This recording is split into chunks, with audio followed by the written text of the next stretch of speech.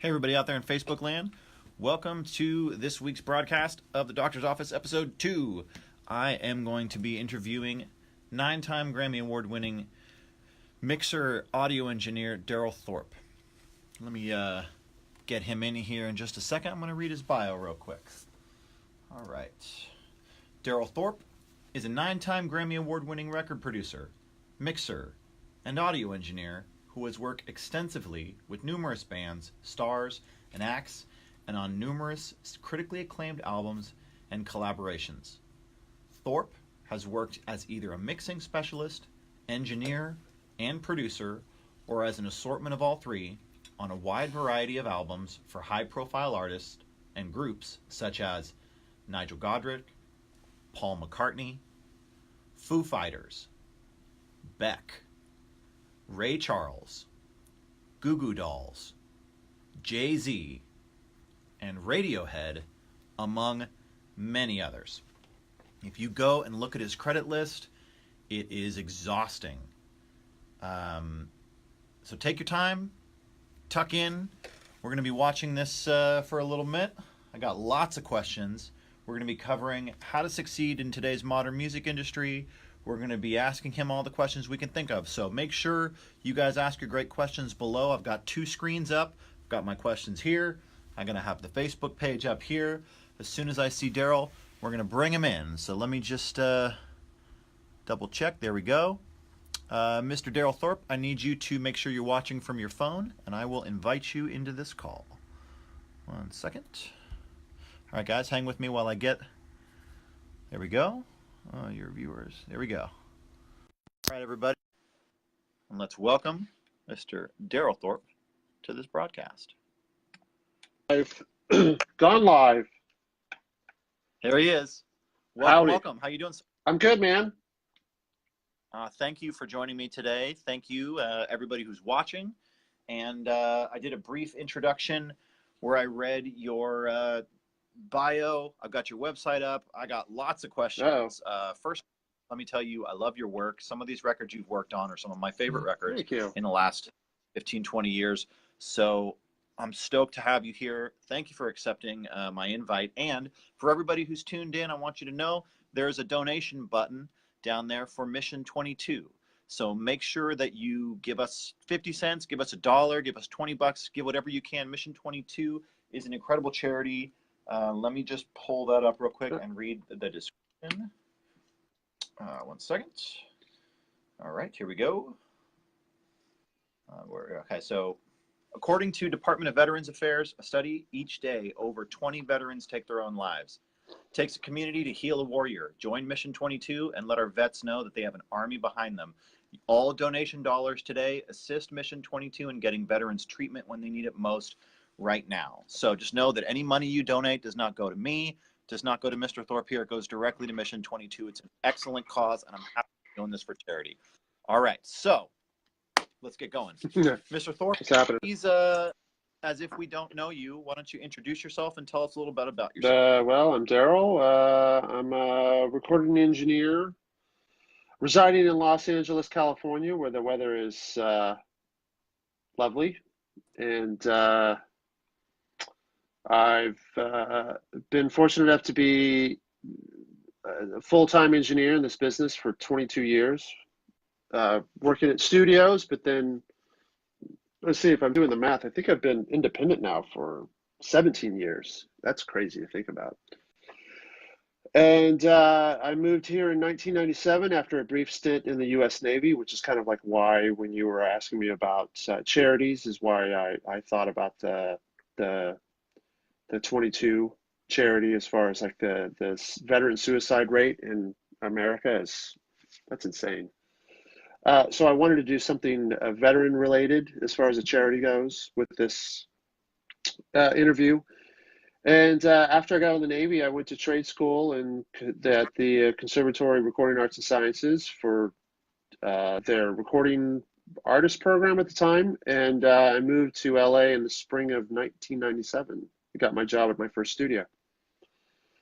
And How did what's that? Did you just walk in No, well, walk around and say, Krause was amazing. Krause was intriguing to me because they had an internship program, and they still have an internship program. They have a huge relationship with a lot of the studios in Los Angeles, Nashville, and New York, where they keep in touch with all the studio managers and studio owners and try and get interns through the doors to be eventually hired as runners to work their way up as assistants. And not only studios, they also do labels. They have relationships with post houses because a lot of the students they're into the idea of recording, but they're more intrigued with the idea of post production than whether it be video or audio or both post production. And now they have a huge broadcast curriculum, which is they have their own truck, which is insane. So they've grown a lot since I was there, which is crazy to think about and know, and happy to be part of the alumni. So they got me an internship at a studio called Track Record, which still exists. It doesn't, not the same owner anymore, same name. And I worked there for 2 years, and then I moved to Conway for a year, and then I finally ended up at Ocean Way for almost 3 years, and then I went independent after Ocean Way. So here it is. okay, when do you feel you made your first real headway into your career? What was your first real success story?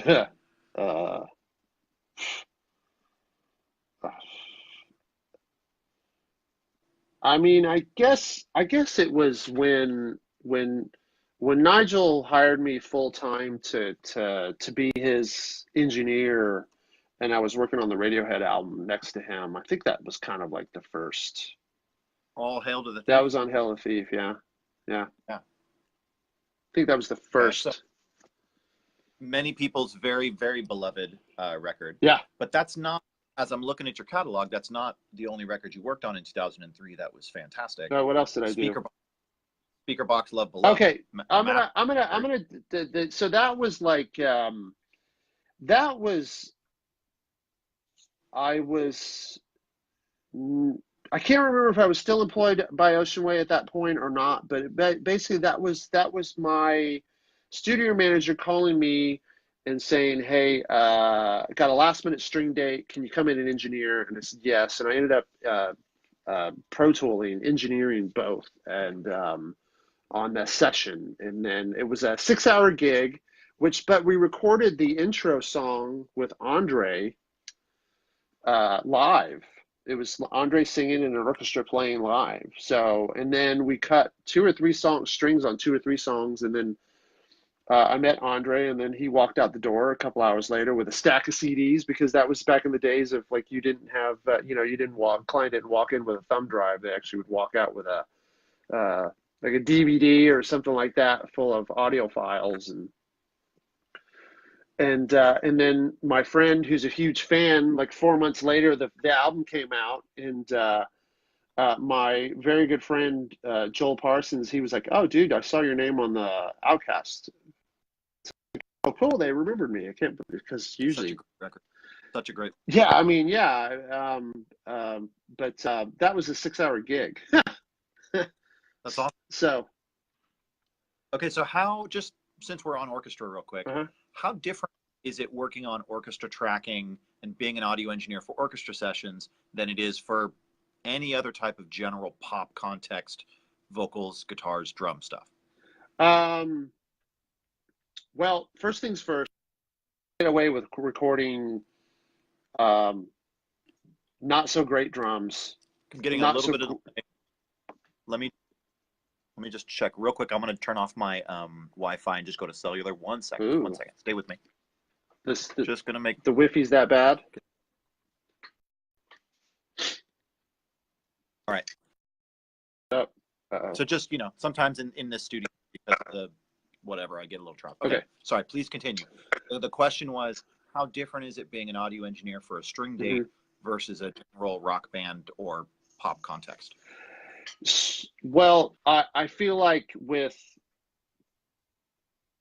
you can put a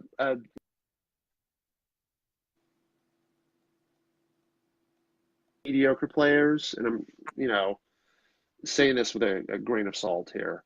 Like a mediocre players with mediocre instruments, so you can put them in a room and put good mics around them and record them and do a little bit of editing and sonic kind of like cleanup and processing while recording and post in mixing and make it sound pretty freaking good.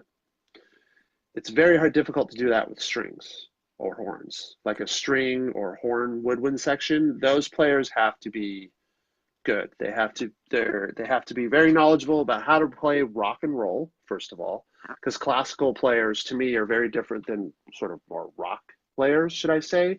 Because classical players, they do this, God love them. They do a thing where they hear the pitch and they don't quite nail the pitch, so they vibrato up, flat or sharp to get to the note quicker.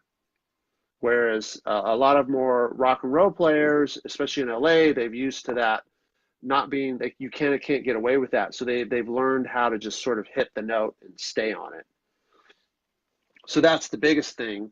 The second thing is the room. The room is so important with recording strings. There's two amazing rooms in LA. Capital B and United Studio A are probably the best string rooms in LA, in my humble opinion. And third, we don't do, normally I don't do big sections. I usually do like 14 pieces. Anything more than that is kind of like just overkill. It takes up too much sonic space, I think. It's almost like less is more, just with a smaller section. It really does. And then you just double it or something if you're looking for a little bit richer sound. So that being said, and then from there, it just becomes mic placement, I think. Choice and placement. So you said the room is such a huge part of this. So now, yeah. For the younger people who are just kind of used to working with sample libraries, sure, and they're thinking about a direct mic for most things. You mic up an amp, maybe you put some reverb on an aux send. How different is that when you're working with an orchestra? Oh, well, so an orchestra there's two schools of thought about it, because where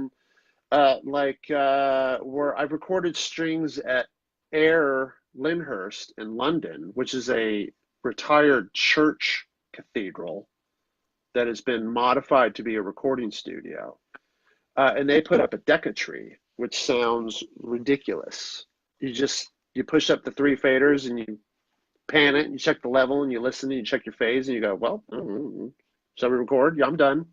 It just sounds that amazing as an orchestra. For a smaller section in a smaller room, I kind of like doing both, where I'm using the rooms. If there's a Deca-tree, which there's usually not one available, so it's usually just a stereo pair of M50s, which sounds amazing. And then from there, I do more of a close miking as well. I kind of lean towards the close mics on the individual sections and kind of get that more direct sound. And that kind of sounds, and it's always case dependent. It's like what's the thing? Are the strings playing very definitive parts where they're more of the lead melodic thing going on in the track, or are they just playing a nice pretty pad kind of vibe where they're just supporting the vocals in the background?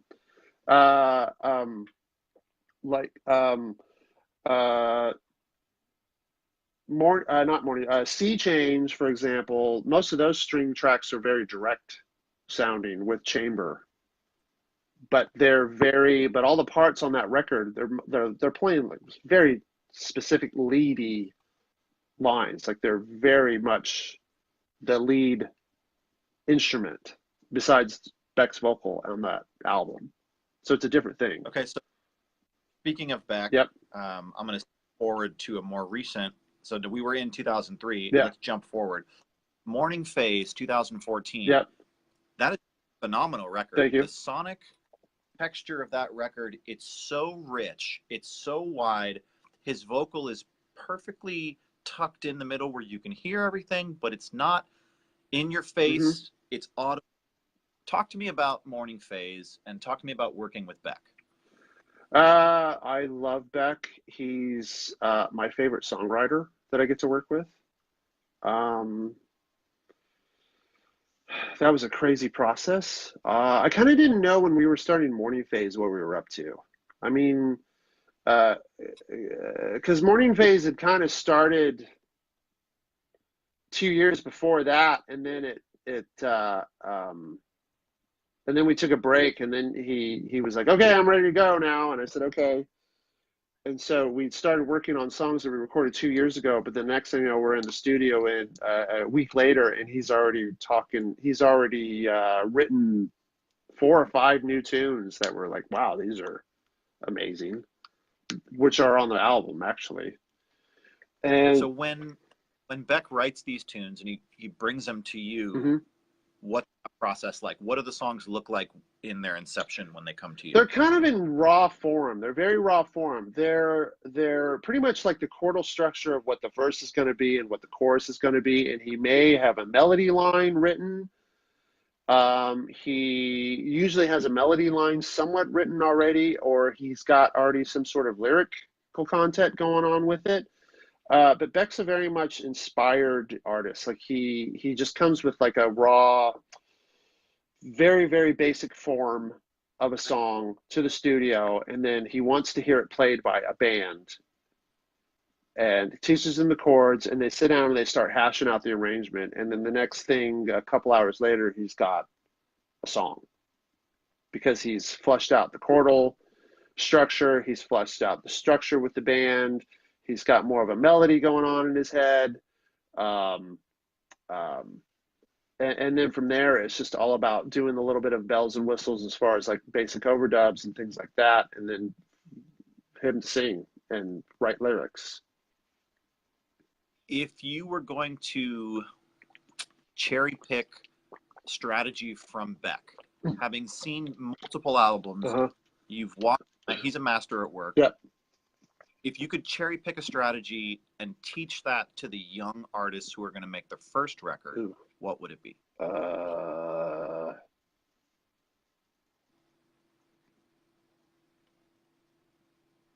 I I think it would be the part, maybe part of the confidence of going into the studio and making a record. Can you elaborate on that? Okay.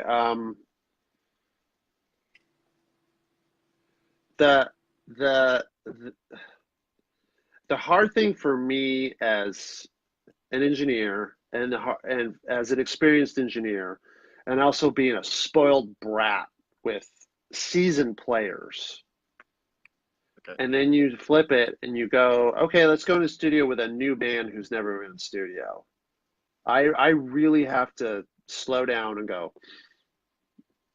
I got to be patient with these guys. I'm just so used to like the workflow of just like, I don't have to tell uh, a drummer not to side stick his rim shot his snare drum all the time, or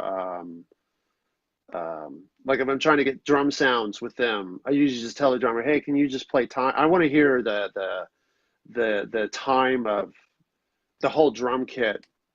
I want to hear the whole drum kit as a whole, and not just kick, kick, kick. Okay, snare, crack, crack, crack. Okay, tom, do, do. You know, I want to hear somebody just play the whole kit, and it's that usually thing where I just have to explain what I'm looking for, and then they go off and do something else, and I'm like, no, no, no, dude, I got to hear the whole drum kit as a whole. It's not just a kick, snare, hat, tom, tom, cymbal, cymbal. It's a drum kit. So I'm listening to the And give you enough that you can kind of get a group. yeah, yeah, Good yeah, sound. yeah. So I usually just say, hey, man, just play something. Just play whatever you feel like. I don't care, and I'll let them go for a little bit, and then I'll say, well, can you, you know, so you're playing some like punk rock stuff right now. Can you play like we're doing a ballad today, and it's 80 BPM. Can I give you the click? Can you just play the part to the click, or just give you like a rough tempo so you're sort of in, you know, you don't have to be. It doesn't have to be 80 BPM. Just somewhere in that time frame, so I can hear the breath in between the notes, and I can hear if the toms are ringing too much, if the snares pitch is too high, or if it's out of tune with itself, or blah blah blah blah blah blah blah blah blah. How long the kick resonates, like that kind of. That's the kind of stuff that I'm looking for when I'm getting drum sounds. I'm not just getting sounds. I'm thinking about the tune, and I'm thinking about how the drums work within each other. Okay. So let's pretend it's morning time for you. New band, album. Yeah. They come to you. They've got a full budget. Yep. They've got some great. They're rehearsed. Yeah. Walk me through your daily process. Day one, gonna get drum sounds. Give me some time frames. How does it go about working? Oh, well, if we have a decent budget and we're hiring drums or renting drums from a fellow colleague in LA, and I've also got a budget to have my friends drum tech. There's a couple people in town that are just amazing what they do about being techs, about tuning instruments, especially tuning an instrument to be recorded, because there's a very different thing to me before just tuning a drum kit to sound good and then tuning a drum kit to sound good with a microphone in front of it. I think that is a left and right field. That is an apple and a freaking blood orange. They're so different from each other.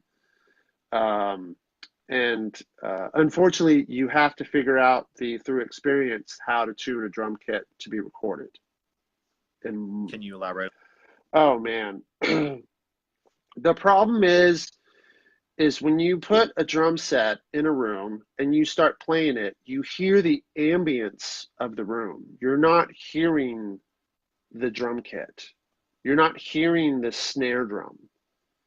And when you put a 57 on a snare drum and you solo it up in the control room where it's isolated and you're removing the room array, and then all of a sudden the snare sounds like oing, oing, oing. There's no more crack. There's no beef to it. There's no snap of the bottom snare. It's just literally oing, oing. But you go out in the room and you're hearing ding, ding, ding. You're hearing all the ambience of it. So then you take the drum and you put your ear to it and politely tap on it with a stick or your finger, and then you'll really go, oh, the drum is just going oing, oing, like that's what the instrument itself is really doing. It's the room that's covering up all of the other nastiness that I don't personally care for. And then once again, we're going into like a little bit of a taste. We're in a gray area because sometimes we're talking about taste and sometimes we're talking about usable material. So that being said, I can tell the drum tech, like, hey man, the snare is, all I'm hearing is ring. I don't hear any snap. And then he can go about his day and usually crank it up, tune it up, whatever it needs to do to get a little bit more, to get more snap, attack out of it, punch. So how much time do you typically leave in? So like, when do you like to start in the morning? Your drum mics go up at what time in the morning? I don't know, like 11. Okay. 11. How much time do you leave for miking? It only takes me a couple hours, or not a couple hours. Sorry. Probably takes me like, if it's like drums, bass, guitars, vocal, probably takes me half hour, maybe 45 minutes to an hour to put mics up, place mics. Once everybody's set. And a big part of your studio. Yes. And you've prepped. Yes. Okay. Yeah. Well, I'm lucky, dude. My assistant is prepped. Okay. Well, but it wasn't always the case. No. Right? No. No. I just yeah. Okay, my big gripe was this is me being spoiled, was when I was assisting. I was always working for engineers who had, the roles were reversed. They were sort of in my position. They'd been engineering for 15 plus years and I was assisting them. And then I was always looking forward to my time to be an assistant, to where I didn't have to do all that like grunt work, so to speak. But then the economy took and then I was still engineering records, but I was doing it in my friend's side studios, where I was having to still come in and throw cables and set up mics and sweep the floor and make coffee and all that stuff. Like, it was just like, I was like, what the heck, man? How did I get screwed out of this situation? But hey, I was working, so whatever. But yeah, usually I walk in and usually everything's set up for me. I just have to place mics. And you kind of have a feeling, right? You know your room. You know where you like the drums. You Yeah. know where drums kind of sound Well, best. that's a big conversation that I have with the producer. Usually in my situation, I'm always working with the same people over and over again. It's just a different project. So it's just all about what are we going for today?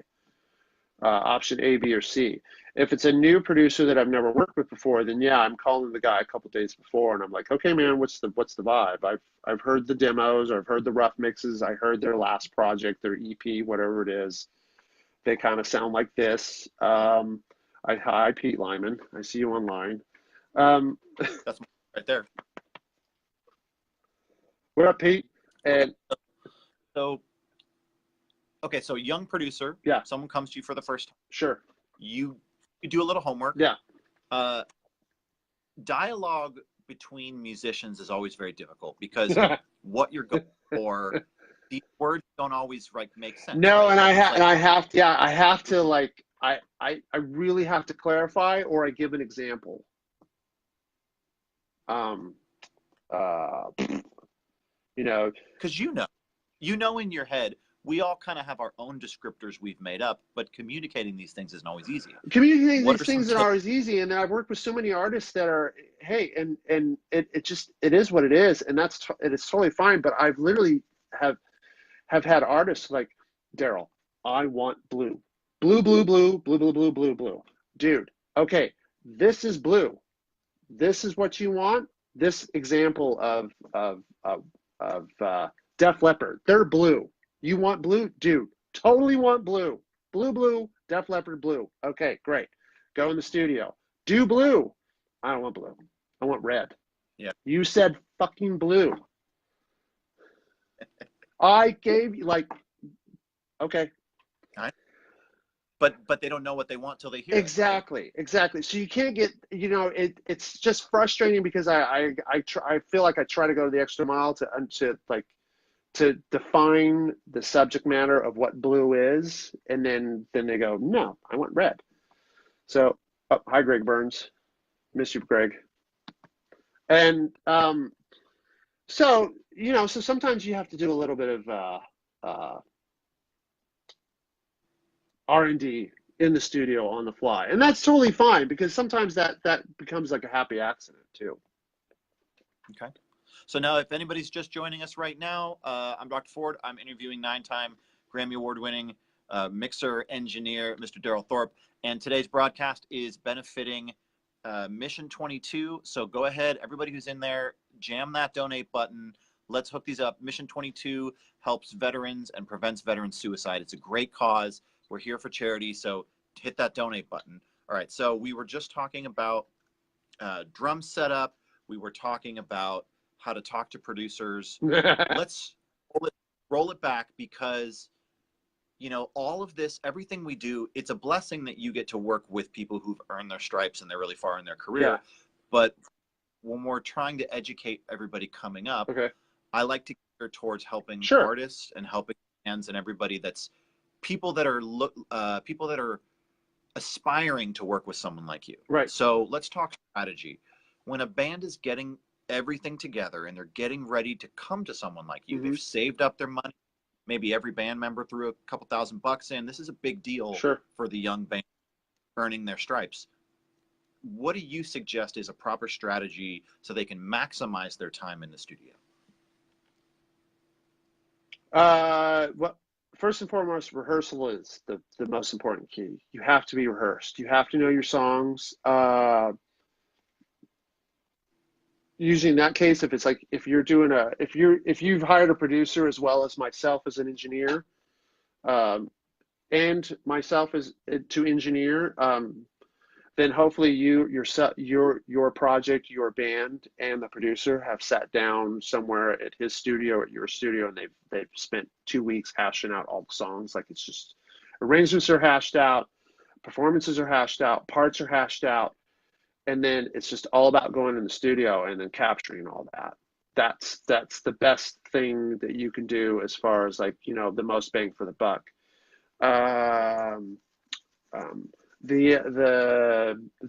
Another thing is, make sure you go in and you just, dude, have fun. Like, try and Oh man, I mean, and I get it, dude. You're an artist and you're excited.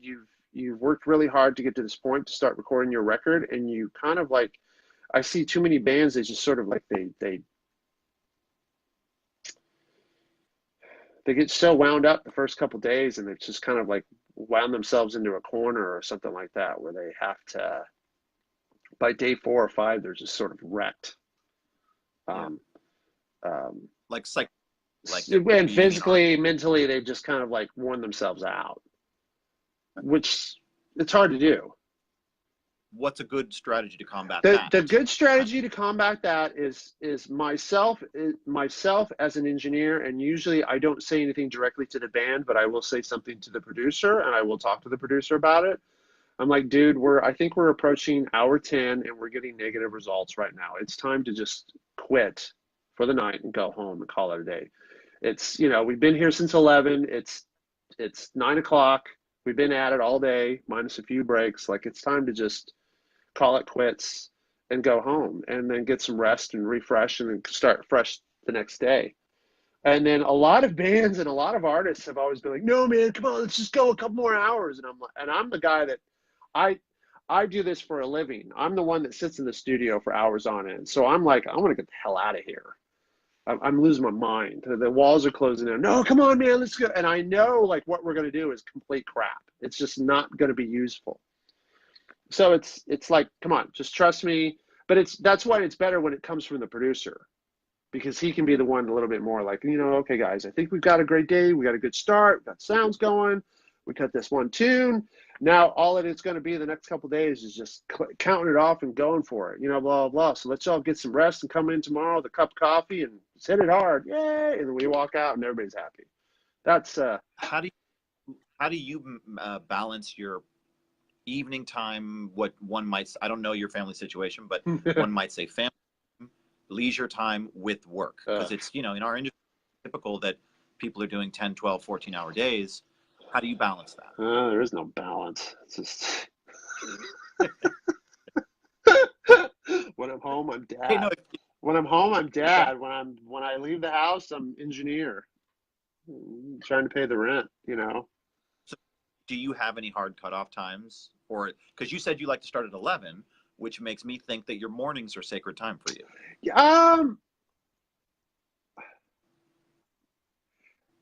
It depends on the project. It depends on the artist. I'm kind of like when you start creeping into the 11th hour or the 12th hour, I'm a little bit like, okay, yo, I'm done. I'm toast. Let's go. Let's get out of here. I just mentally. So, and that's a long day. That's a really long day. And I'm the engineer, so I'm usually the one that's always working. One band member comes in, I've got to deal with him for 2 hours. Then he leaves, and the guitar player comes in. I got to deal with him for 2 or 3 hours. Then he leaves, and the singer comes in. I got to deal with him for 2 or 3 hours. So it's always this constant rotation of like, dude, I'm the one that's been in the chair slaving over a hot Pro Tools rig all day long. I'm fried. Let's call it. So I don't always, it depends. It's case by case basis. But usually by the 11th hour, I'm kind of like, dude, I'm toast. Come on, let's go. Do you have anything you do to kind of save your wrist, save your back? Any physical things you do? No, and I'm terrible. As I'm rubbing my wrist right now because it's killing me for some reason this week from carpal tunnel, mouse and keyboard. Yeah. And I've got the fancy, used to be somebody would walk in with a pair of speakers and a China marker behind their ear. Nope, not me. I come with my own wrist pad and my own mouse. I'm ready to go. Yeah, I don't like my chair. It's the hydraulics have broken. It's just not.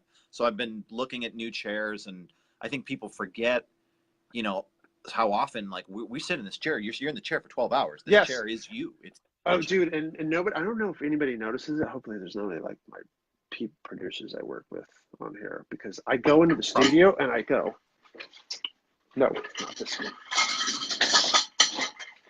Nope, not that one. I literally do that every session. And then I I'm kind of, surprised you don't have your own oh, that you like bring with you. yeah, I know,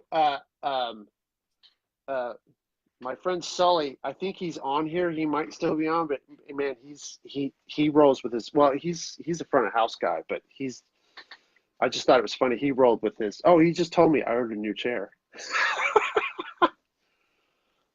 It's you have to. Okay, so but you roll with your own house pad because it is a big deal. So, do you get up and stretch? Do you have I any try. breaks that you do? Well, if we're rolling and we're trying to get a laundry list of things accomplished today, I'm a team member. I want to get stuff done too. I want to feel good about walking out at the end of the night like, hey, we got a lot of stuff done today. This is rad. But at the same token, it's like, hey guys, I need a fiver. Oh yeah, let's take a break. I need to get out of here for a minute. Just walk to the front, walk to the lobby. Hopefully, avoid the dome of carbs at the front desk. It's always a good one. Get a coffee, get a water, stretch my legs. Use the little engineer's room, that kind of thing. And there's a writer I've with a few times, and she would say, "Hey, I have to go piss out the genius," and that was like her cue where she'd go to the bathroom, and it was funny because every time she'd come back, she'd have a good idea. Huh? So she was always like, that was her time, She had to go piss out the genius. The ding. Made me laugh. Okay, Jason JJ Boogie Reichert has a question. JJ is the lead guitar player for Arrested Development. If you like that band, good friend. I talked to him today. Hi, Jason. His question is, this is a hard question.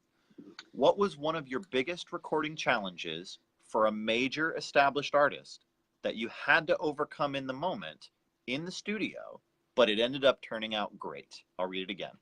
What was one of your biggest recording challenges for a major established artist that you had to overcome in the moment, but it ended up turning out great? And he says, congrats on this year's wins. Thank you very much. Thank you. Hey, can you, oh, darn it, I forgot to watch a movie I rented on iTunes. Crap. Okay. It timed out on you. Your 30 days is expired. Okay, hold on a second, because I'm looking for the track name, because I don't remember before I say it. So the situation is, and I'm going to do some shameless self-promotion as well, because I'm a Loudon audio artist, which I think people know that. We're out in audio microphones. So it was Foo Fighters, 2 years ago, and I'm clicking on the screen because it's called, the song is called Happy Ever After 0 Hour. We were hard in tracking, like we were just cranking out song after song after song after song. And the Foos record very piecemeal. It's like drums, they do drums, guy guitar, then bass, then Dave does guitar, then Shifty does guitar, then Pat, then they just da-da-da-da, and the last thing they do on is vocals. So it's very much what I was just talking about, how it's just like one band member at a time walking through the door, like, okay, next. And so Dave was like, okay, new song, got a new song, Happy Ever After. Okay, cool. And he brought in this, and it was like a, might have been a harmony, hollow body acoustic guitar with like a freaking yardstick for a neck. It was so thin. And I think he wrote the song on that guitar. And he sits down and he starts playing, and I'm listening to it, and this thing was making almost no noise. It was insane. It literally the quietest guitar I've ever heard in my life. It was almost, and it was literally like, I was worried because I was like, how are we going to record? And I Dave, are you going to record on this, or are you going to use your, I think he's got if memory serves me, he's got a Gibson acoustic, and he pretty much writes everything on that acoustic, but it's not a J45, it's a smaller body guitar. So anywho, so I was like, are you going to play it on this, or are you going to play it on your Gibson acoustic? It's like, no, I'm going to play it on this. I'm like, okay. And I'm like, oh boy.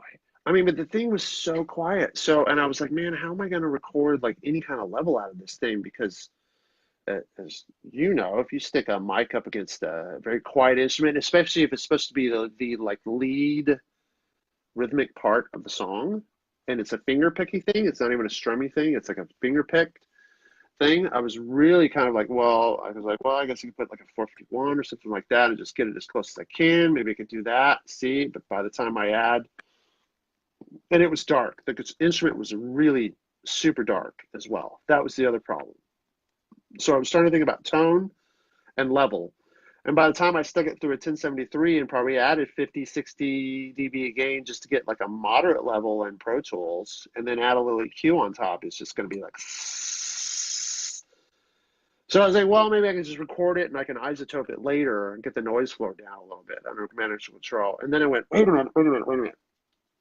The Atlantis, the Loudon Audio Atlantis microphone. It's a fat, large body. It has a plus 10 dB gain switch on it. So, and it has a EQ switch in EQ filters inside the microphone as well. There's a switch. So I was like, oh, genius. So I grabbed the Atlantis, put it up, told my assistant, can you just run this through the cross patch through the acoustic guitar chain? And he's like, yeah. So I flipped the plus 10 switch, flipped the forward switch on, Dave started playing, got it placed pretty close. I asked him if he was comfortable. He said, yep. And Dave's really good. He'll just sit there and he'll play over and over and over again until you've got a sound and you feel like you're comfortable enough to start recording. You can say, okay, Dave, you ready? Yeah, I'm ready. So he just sat there and played, and sure enough, I ran in the control room, pushed the fader up, looked at Pro Tools, had a good level. Oh my gosh, little compressor, great. Did a little high passing, like at I think what 70? Is it 70 on a 1073 or is it 80? What 65? What is it? 65? 45, 160. 70. Yeah. So I did 70 high pass and I don't know, 3 or 4 dB at 12.5K on the top. And then had a great level, and it was no noise, zero noise. It was quiet. And sure enough, finger pick away. Plenty of level. Okay, Dave, ready. Go. Started rolling. Took him 2 takes, of course. Now, in this yes. type of situation, it's everything you can do to just remain calm and not telegraph that you're stressed out. Yeah. Because I was stressed. So talk to me about that. What's the process for when you hit these challenges and the artist is in the booth and you don't want to tell him what's going on, but you're like, you know? Well,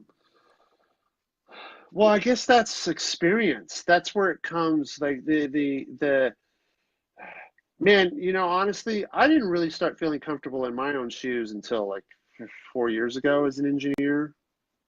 Like I would just get stressed out about. I hear that though. I hear a lot of people make, it's a very humble statement to make because you've been doing this for a fair amount of time. Well, it's been 22 years now, man.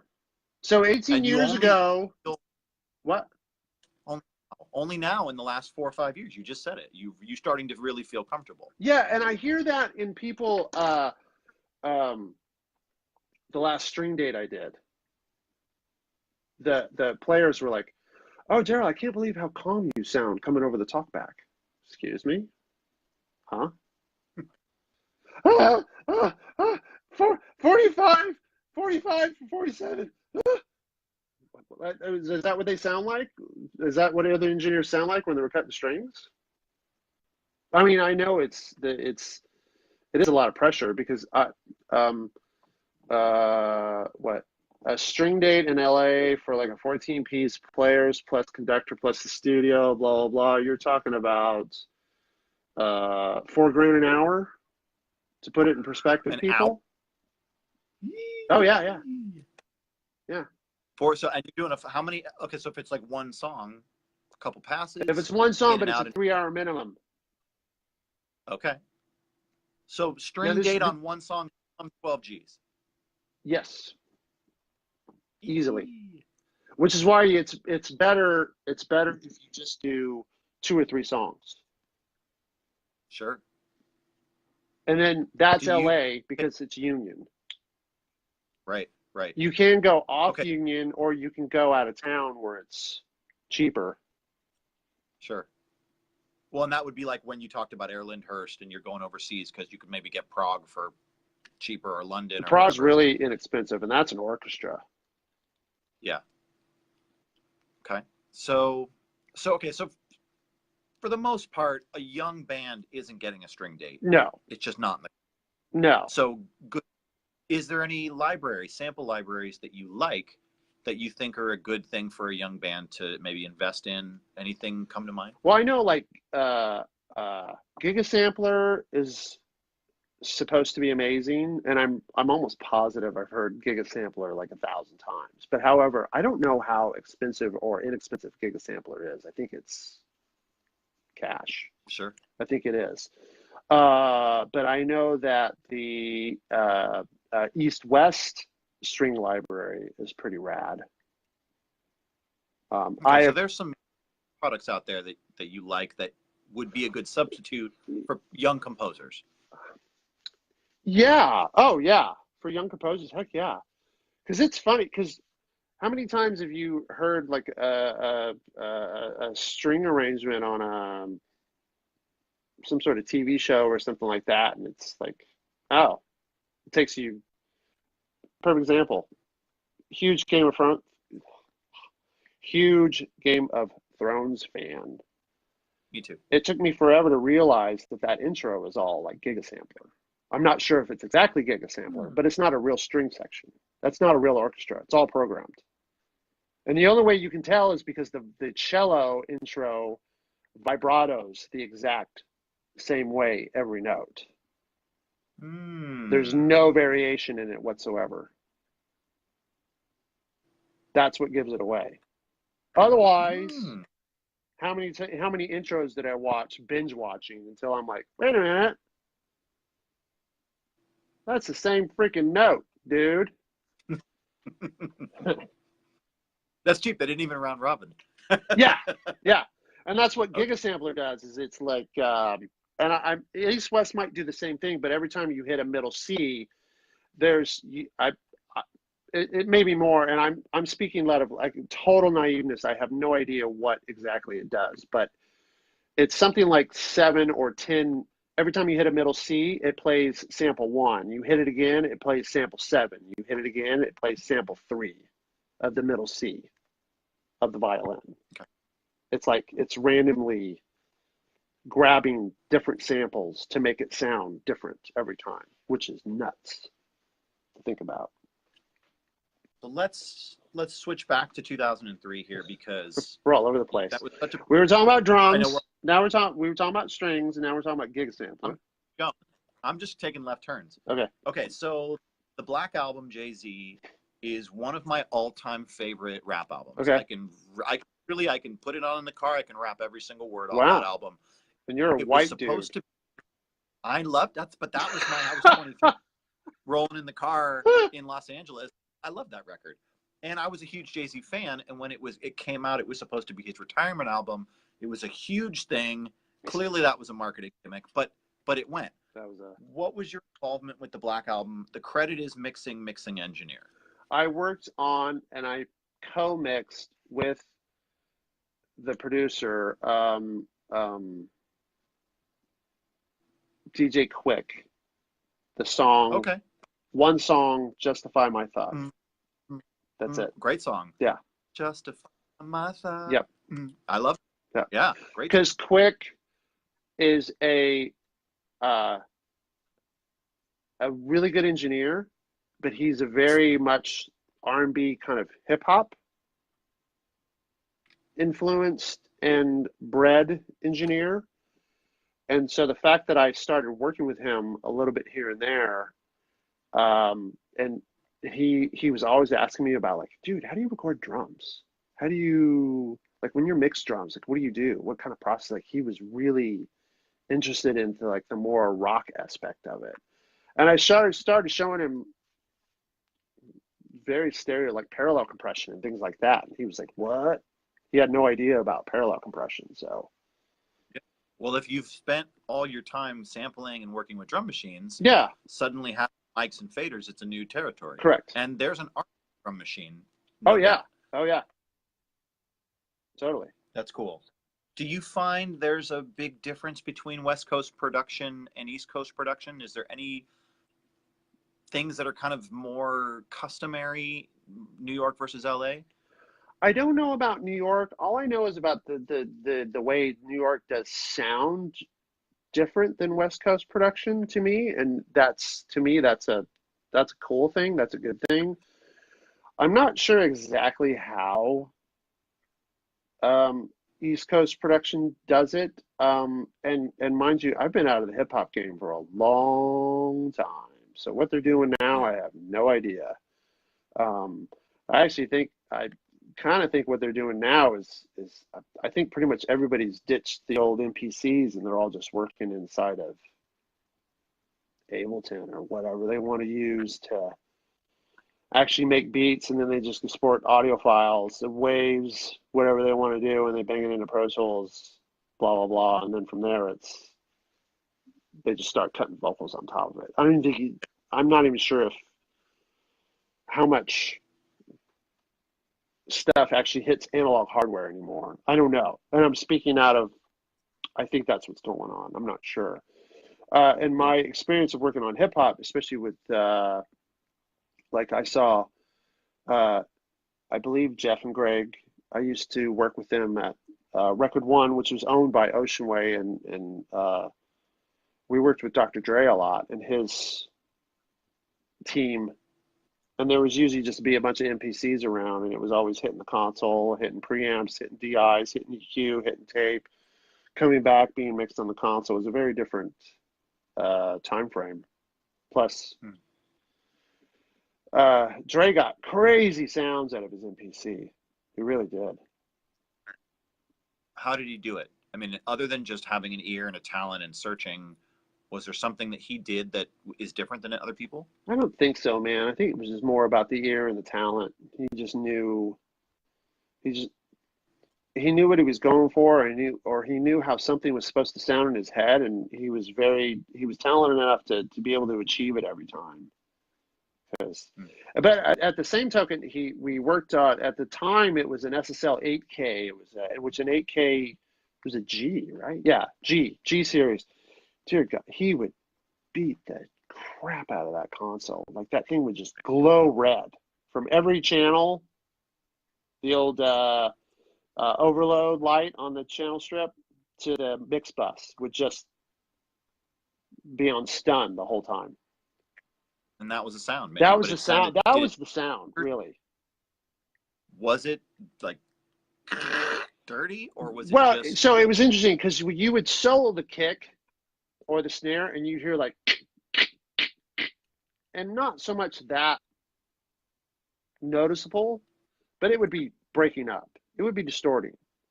But you'd put it in the mix, you wouldn't hear the distortion like you would on a guitar that's being overdriven. It's not like that. It's like almost like a very noticeable harmonic distortion that's very, very, very intriguing and pleasing to the ear. If it's soloed up, it doesn't sound like, oh wow, I think we're going too far with this. No, it was a distortion. Any records come to mind where I should go listen for that? Oh, well, I know that.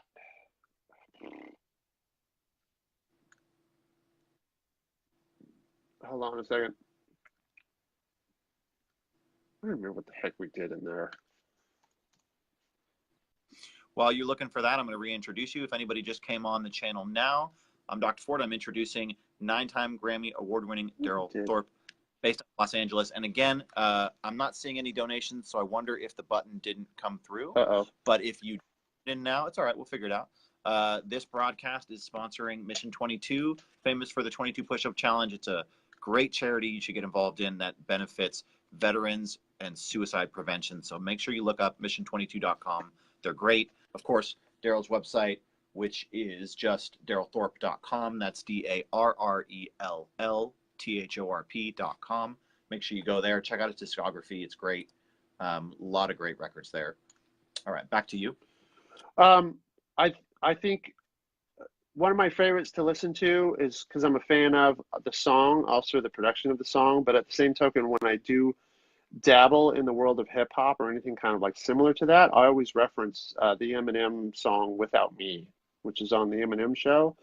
And I'm pretty sure I was not involved in that particular production, but I'm pretty sure that was Dre for sure, and that was kind of that's Dre's signature. Like it's got his sonic fingerprint all over it. Like when you listen to that thing, it's like, what the dude? Sounds huge, insane. Another one that I love is 30's the New 20. It has such a great swing to it, and that's a great record. Eminem? That's Jay-Z. Jay-Z. 30's the New 20. So hot still. New cars, new clothes, new automobile. That's I don't know. That's a good one. That's like older Drake. It's like kind of, that was like mid 2000s. Oh wow. And so it's nice because it's like he's mature in it, and he came with a mature sensibility, but it still vibes like Chronic 2001. So that's a good record. I love that record. Cool. Okay, so let's move forward because there's something else on that really intrigues me about your catalog, and that's your work with Ray Charles. So first off, did you get to actually be in the studio with Ray? Yes. Can you tell me what it was like to be in the presence of a true legend? Pretty intimidating, but I also, at the same token, I felt my memory of it is pretty like, he was pretty sick that day. That was pretty close to the end of when he was starting to really fail physically. So he was really hurting. So it was kind of,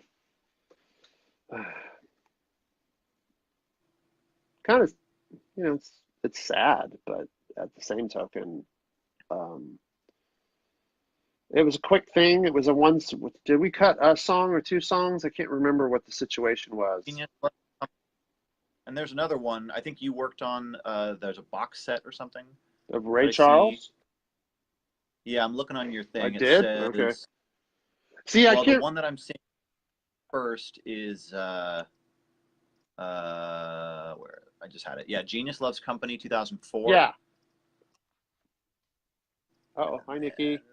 Love you. And then Forever Ray Charles, 2007. But I have a feeling that's after he passed, right? Yeah. No, it was okay. So the session was a half day, and I think we cut. BB King was there. I remember that. BB was rad. Yeah, he's such a sweet dude. Two legends in the room. Yeah. And BB was such a sweet, like, just heartwarming guy. And like I said, it was really kind of, I didn't really get to interact with Ray. He felt so terrible that day, the poor guy. And but at the same token, it was amazing to see. I can't remember what we did. I feel like we cut 2 or 3 songs, and then the one song made Genius Loves Company, and then I'm sure maybe the other one came out with that box set or something. So that must have been what happened. I mean, and once again, Daniel, that was so long ago. Yeah, I know. It's just they're such an iconic thing. Well, then let's stay in that zone. You also did a bunch of stuff with Paul McCartney. So yes, that's remember. Pretty incredible. Okay, great. So, the Beatles, obviously, they're the godfathers of so much of what we do musically, sonically, mixing. It's so okay. Obviously, we all can't just understate Starbucks. Yeah, we can't understate the importance of the Beatles. So you're at a point where you finally get approached to work with Paul McCartney. What was it like to get that phone call before you ever even got in the studio? Somebody calls you and says, "Yo, it's Paul McCartney." Well, that was the gig came through Nigel. Nigel got asked by Paul to produce his newest album. So we went in the studio and started the record. I basically met Paul day one of the session. We started the record in London, and I met Paul day one, and Paul walked up to me and he was like, "Oh, I think Nigel introduced me or something to Paul, which was lovely." But then Paul was like, "Oh, Hi, I'm Bill. Darrell, I've heard so much about you, blah blah blah." I'm like, "Uh-oh." So hopefully all good shit, blah blah. But I don't remember. So we started the session and we cut two songs, I think, that week. Because the intention was to do a more of like a where Paul played everything on the record, like what he did or how he did Ram, the same scenario. And so Paul So was he lived every instrument. not on the entire record. There were certain things where see, I gotta open up iTunes. There's a couple of songs. What's that? I'm seeing Jenny Wren, Fine Line, Chaos and Creation in the Backyard. So those were all on the same album, and those are just 3 different songs that you worked on? Those are all on the same record, yeah. Yeah, okay. Essentials albums. Here we go. Fine Line is Paul playing everything. How Kind of You is Paul playing everything. Jenny Wren is Paul playing everything. At the Mercy is James Gatson and on drums and Jason Faulkner on guitar. Friends to Go is all Paul, if I remember. English Tea is all Paul. Too Much Rain is all Paul. A Certain Softness is Joey Warnker playing percussion / drums. Joey's like this mad scientist of like, oh, I can do it all at once and make it sound like it's like 20 overdubs, but it's really just one dude playing it all at once. And then so when Paul comes in, did he have the song mapped out, or did you watch his creative process? Well, a little bit. Paul would walk in with a song and say, "Well, I got this song today." Okay. And then he and Nigel would go into the studio or wherever and grab a guitar, and they'd sit down and they'd hash out the arrangement. The two of them would hash the arrangement out. And then from there, Paul would come in and then they do either like a traditional kind of click track, or we'd make up some sort of drum beat or something for Paul to play to. And so we just start like the foundation, whether that be the piano or guitar or something, just to play to. And then from there, we kind of, then we do drums as soon as we could, just to get the rhythmic foundation down. And then Paul would play the drums, and then we get the drum take nailed down. And then from there, it was just all about, well, we can, Nigel would be like, "Well, I hear a whirly," or Paul would hear like, "Well, I'd like to try like a really fuzzed out guitar part," or something. It would just feed off that. And then it was organic. It was very organic. Yeah. The only time it was more of a traditional kind of like, dare I say, tracking session was when it was like Joey with A Certain Softness, or at the same time when James came in and played on At the Mercy, sitting down and actually learning the songs and then going out and like, "Okay, guys, let's do some takes and get something going here." Where and then James, who's like the legend of a drum player, has played with everybody known to man, and he comes up to me and he's like, "I couldn't sleep at all last night. I was so nervous." I was because like, he's in with Paul. I was like, "You, dude, you play with everybody though." Well, not Paul McCartney. Everybody wants it to go right? I mean, everybody's putting their heart and soul. Yeah. I mean, you could probably, I'm going to take the words out of your mouth, I'd imagine. You've probably never come across a musician at those high-level sessions who didn't come to it with their entire soul and heart ready to make this a great record, right? Well, most of them were a lot of them were too nervous. So even at that high level, extreme nerve still. Mm-hmm. Yeah. How do you find the best way to combat that is? Because You look, just if have to guy, get. You just have to let them go out because they're pros. Dude, that's the genius thing. They're pros. You just let them go out and you let them do a bunch of takes, and then sooner or later, 2 or 3 takes in, they start settling down. okay, And then things start going. Things you can pretty so much just to go take 1, 2, or 3, and then take 4 is the real take, the first real take, because everybody's settled in. okay. So I'm going to ask you the same question I asked about the previous one when I asked it about Beck. Mm-hmm. Having witnessed a fair bit of Paul McCartney, Mm-hmm. is there something you can cherry pick for the younger cats that you could say, this is what you should learn from Paul McCartney's time with you?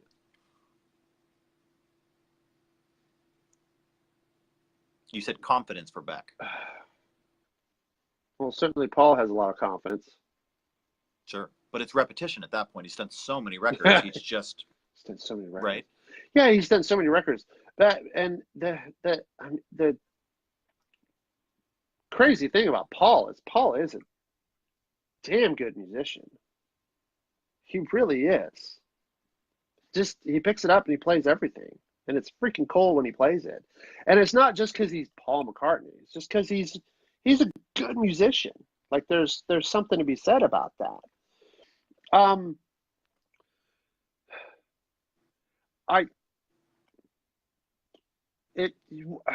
One thing that I could say, or I could try to give comment to, and hopefully I could, is I think that a lot of people don't. There's like everything in recording, you just have to do it by trial and error, and the more you do it, the more you learn. The more you learn, the more confident you are, and the more better you become.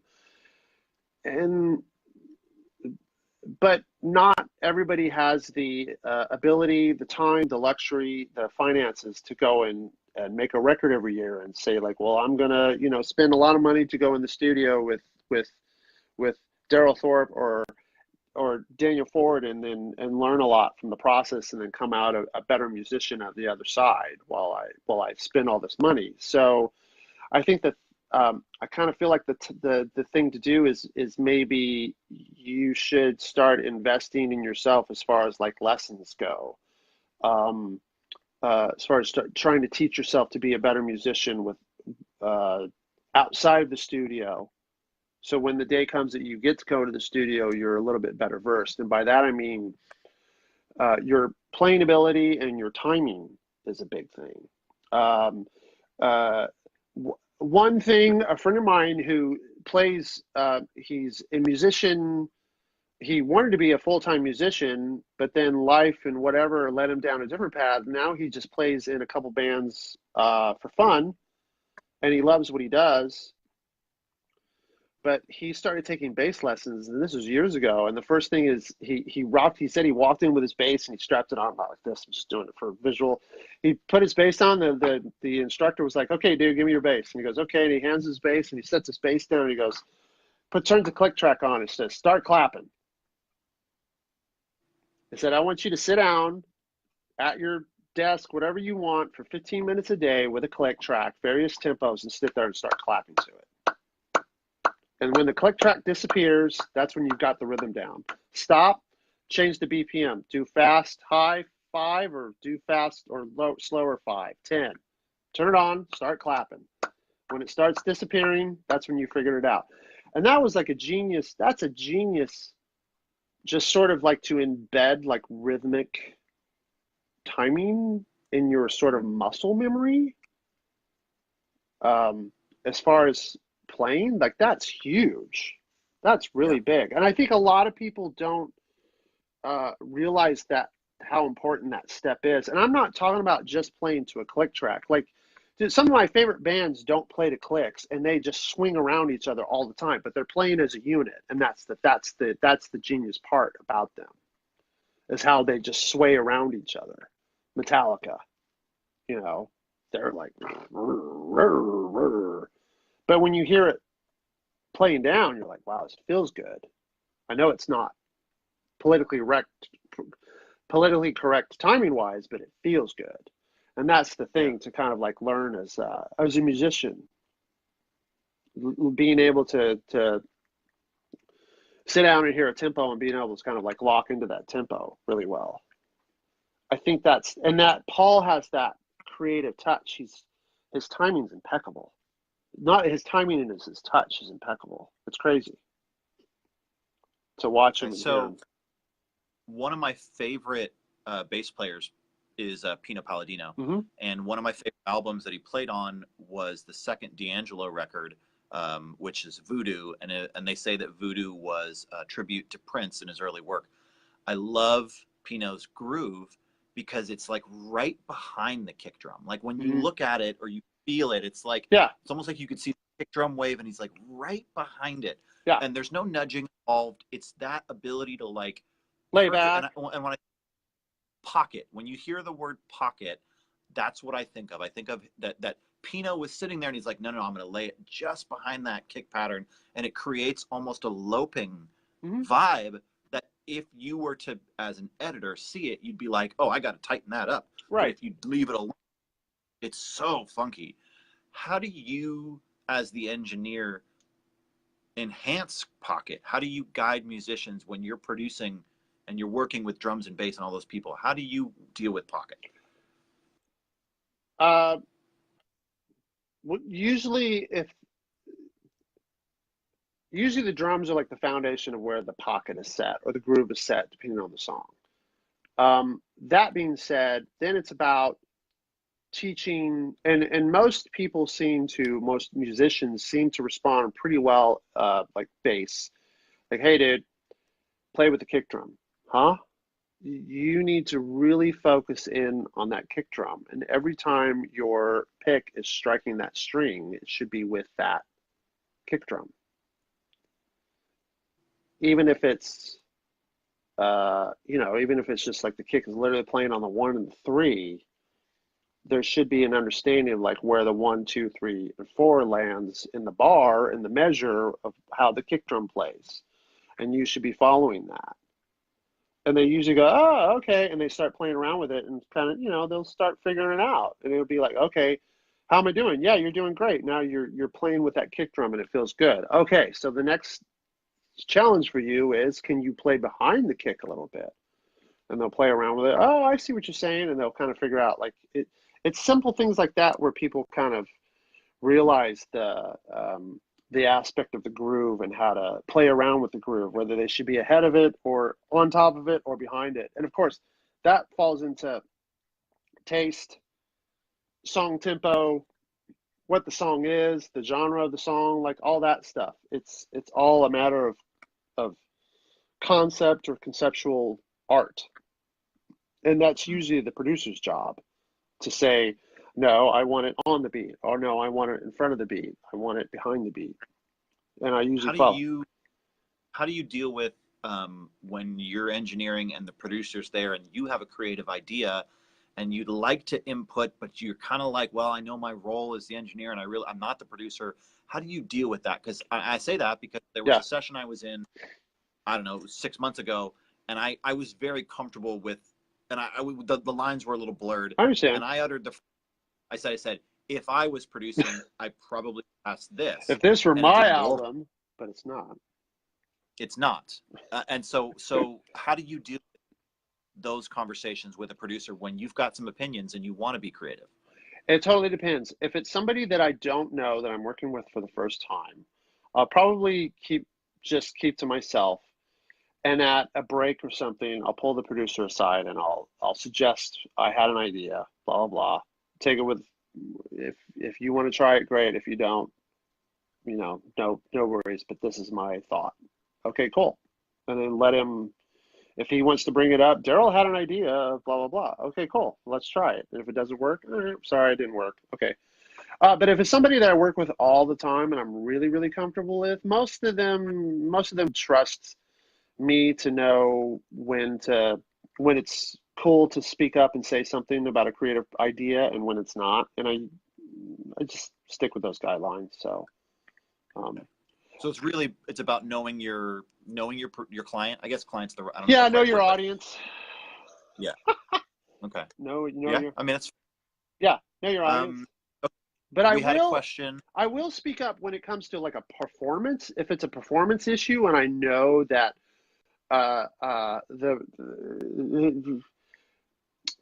you punch the first verse, and the producer goes, "Yeah, that's good," blah blah blah, and I go, "Sorry, the second half was really rushed." Oh, let's get it again. Okay, good catch, Darrell. Cool.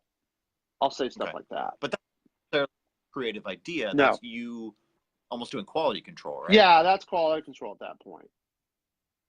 Okay. So it's interesting because you can almost approach it in that way. It gets received better. Yes. Okay. So we had a question from Veronica. She's loves that we were talking about Beck. Most of her stuff that she asked earlier, we answered way earlier in the broadcast. So go back and watch because we did talk about Beck. But what she did ask is, with your experience with Beck, any advice you have for genre blending artists? So people who are more experimental and aren't really sticking to the like Billboard genres and are trying to hit the machine. Mm-hmm. What about genre blending? Any advice for that? Man, that's the amazing thing about Beck is, gosh, he can do everything, anything and everything he wants to do. The only thing he hasn't really done yet is, and he keeps threatening, I'm not even sure if I'm supposed to say this, but I keep going, when are we going to do a punk rock record, man? Come on. He's like, oh, let's. I'm like, well, we're still not doing it. Oh gosh, interesting question. God, I guess the don't be a hey, if you're a genre blender, then go for it because you never know. You may create the next Nirvana. Um, I wouldn't be a. To me, that's such an amazing. I think it's cool, Veronica. First of all, that if you're saying that your forte is genre blending, then please by all means do that because you know what happens when that you pretty much you create a new art form of music that has not been invented yet, and so um, uh, I don't think that you should be afraid of taking your best inspirations from artist A, B, C, and D and trying to mash them up into one big happy 3.5 minute ditty. Like that sounds cool. Go for it. I think that if that's your case, if that's what you're doing, then maybe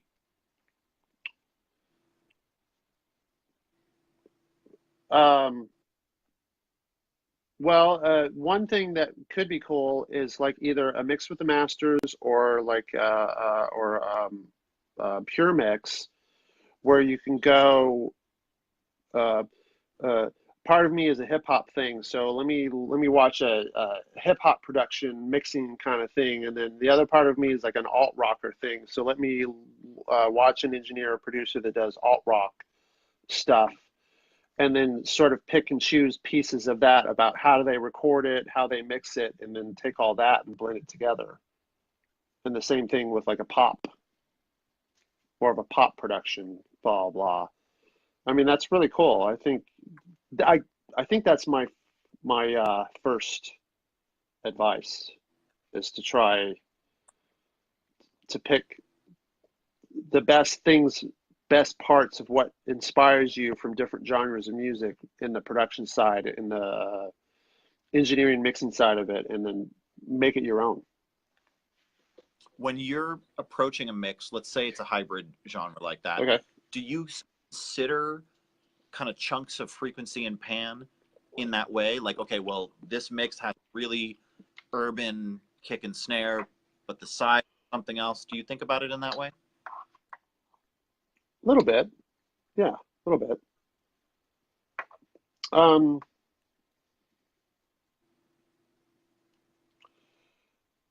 yeah, I guess I do.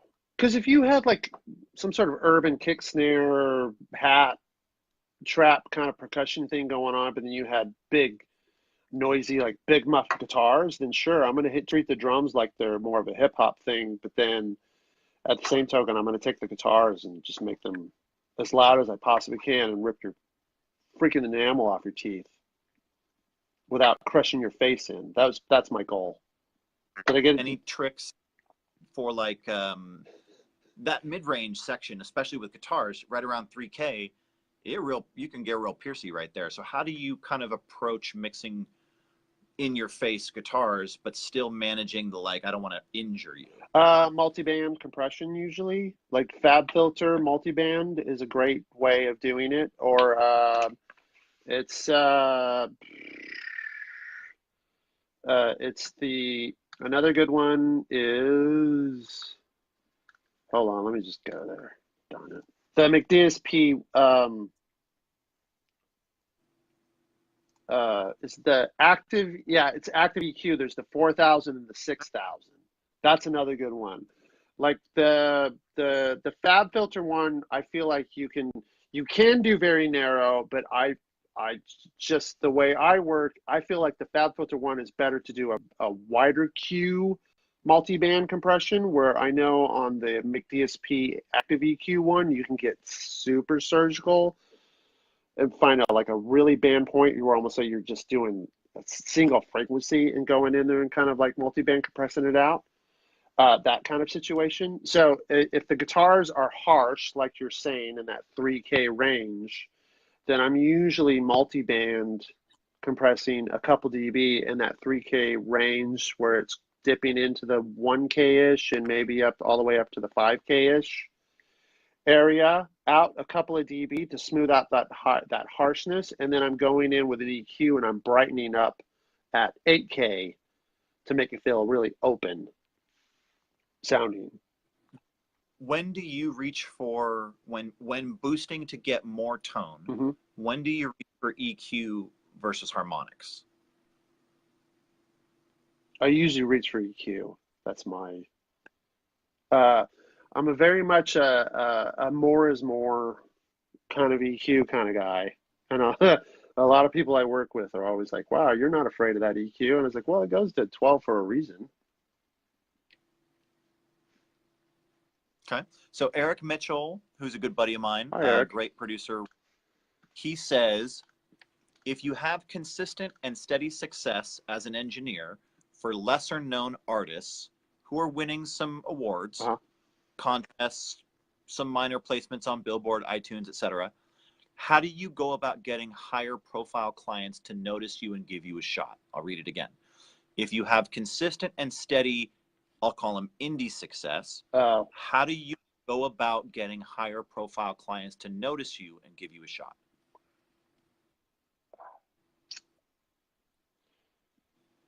Man, that's a tough question. I know. That's a tough situation.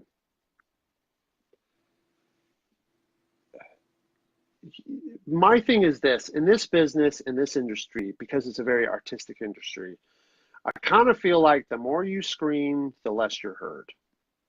That's my take on it. I could be wrong. I just feel like that's always the way it's worked for me.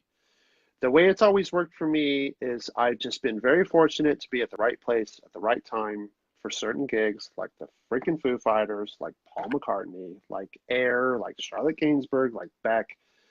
I've just been there.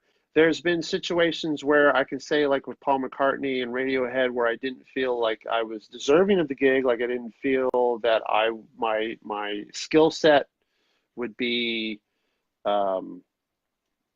qualified for the session or the gig. But you do have to remember, with engineers, it's not necessarily always about your talent skill set. It's also about your vibe, your hang. How well, because dude, do you want to work with some dude who's just a complete jerk for 12 hours a day, 7 days a week, locked up in a tight space, with air conditioning, no windows? Like, no. This is part of the charm. Now, I try to be a good person in the studio and polite and all that, but at the same token, which is why I said now I feel like I'm a little bit more, 4 years ago, I started to feel more comfortable on my skin as an engineer. Okay, so if you give us some like little masterclass on etiquette. Oh. What do you do as a studio engineer, etiquette-wise, to create that vibe so that people do want to work with you and will word of mouth you around? I think it's you want to come across as a team player. you're in the situation. This is a team event, not an individual event. And at the end of the day, it's not your record, it's the artist's record. And so your job as the engineer is to help capture what the artist is doing in the best way possibly you can. And at the same token, you need to, as an engineer, you need to make sure that your ability or not ability.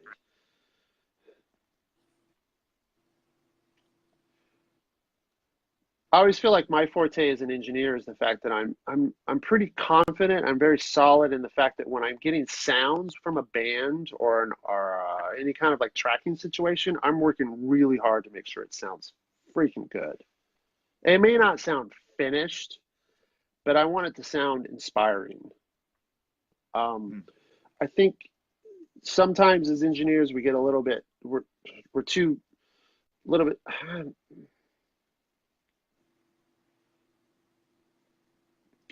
back sorry. I had like some sort of like weird side thought and I was like, do I speak about it? Well, do it. Say it. I kind of feel like a lot. I can't speak for everybody. It's really difficult for me to say this, but at the same token, I think that people don't. I don't think engineers work as hard as they should about trying to get things to sound really good, and it's just I don't think it's that difficult to do. I really don't. I think it's really easy with technology to be able to capture something that's just sounding amazingly. Really good, inspiring and alive that's coming out of the speakers to do. I always think as American engineers, I'm just going to speak as as an American engineer, living in America, where I think like I don't think people grab as much as EQ as they should to make something a little bit brighter. They're kind of just like, oh, I'm going to leave it dark and leave it alone. I'll let it fix it later. But why? If it's dark, then brighten it up a little bit. It's not going to hurt anything. Okay, so speaking on that high frequency range, Mm-hmm. because I like the study of this, because I think there's a psychological component when you darken or brighten something and Mm-hmm. talking about how you're emotionally connecting. Talk to me about how you manipulate the top end of the frequency spectrum to create emotion, Mm-hmm. because you're talking about brightening things up. So Well, in a lyrical... brightness to me is two things. Brightness is clarity, and it's air. Air is making things sound wider. Air can make things sound have more imaging to them. Clarity is just the detail of a T, the detail of a finger pick.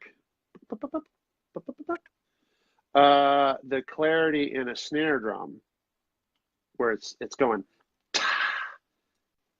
that kind of bright thing. And quite honestly, I learned a lot of this stuff from Nigel, because that guy could dig in some EQ and wasn't afraid of it. And I came from a very other side of the coin growing up in America, whereas like an engineer would be like, I just put 2 dB at 10K on the overheads to tape. Like, okay, so you're going to EQ the piss out of it later and just bring your noise filler up. Good job, buddy. Yeah, you did a good job today. What? So as a track, Yeah, you are doing everything you can to deliver the greatest sounding rough mix possible. yes. And it depends on what I'm doing. If I know I'm mixing it, I work completely different. If I know I'm just tracking it for somebody, I'm a lot more,